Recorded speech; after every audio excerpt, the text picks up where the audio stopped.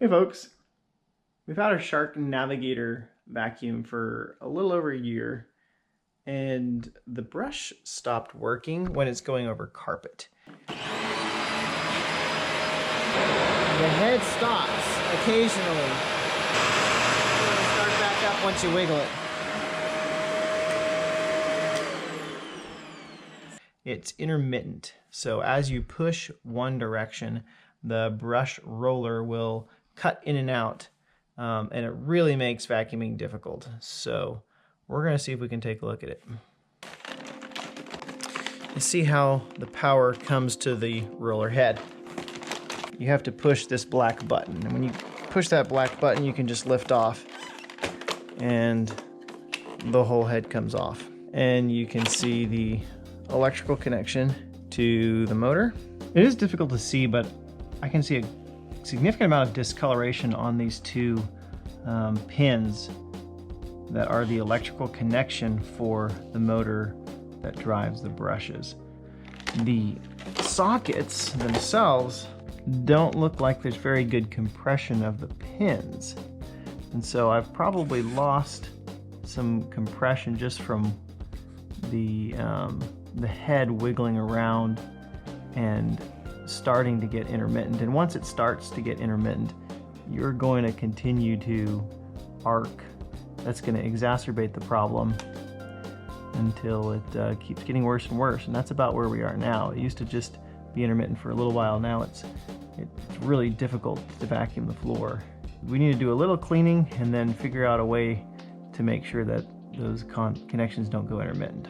So to clean out some of the debris inside of the part that's on the head of the vacuum, I'm just going to take a paper towel and this pointy tool and just do a little scraping and just get all the loose debris off.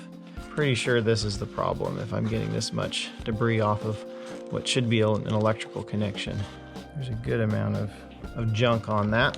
This, I'm going to be a lot more careful on this end because I don't want to damage the contact tines on the socket more than they already are. Let's see if we can find something that fits inside there.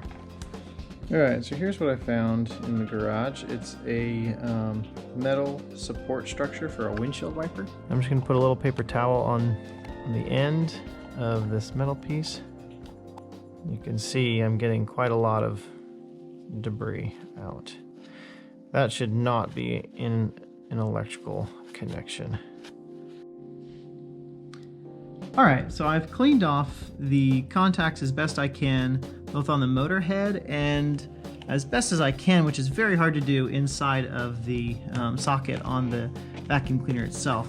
So now I need to find something to take up the little bit of gap that is in between the socket and the pin. And in order to do that, I thought some stranded copper wire from a power cord would work. And I have this battery backup from my old phone service of modem. This is a battery backup for a modem on my phone, and I don't need it anymore, and I'm going to get rid of it. And I'm just going to use the power cord.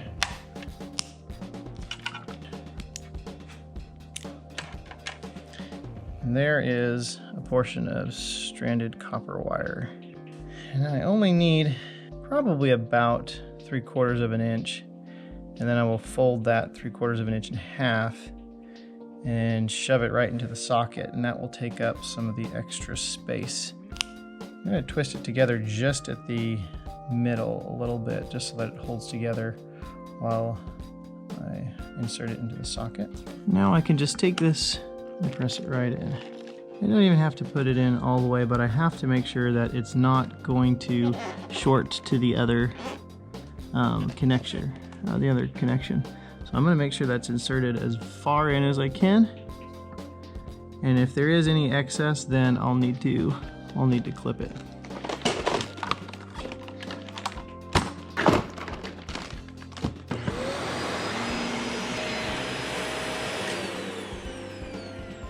So I did this repair about 3 months ago, and so far we haven't had any issues with the motor turning off or any intermittent behavior, so this was a successful repair.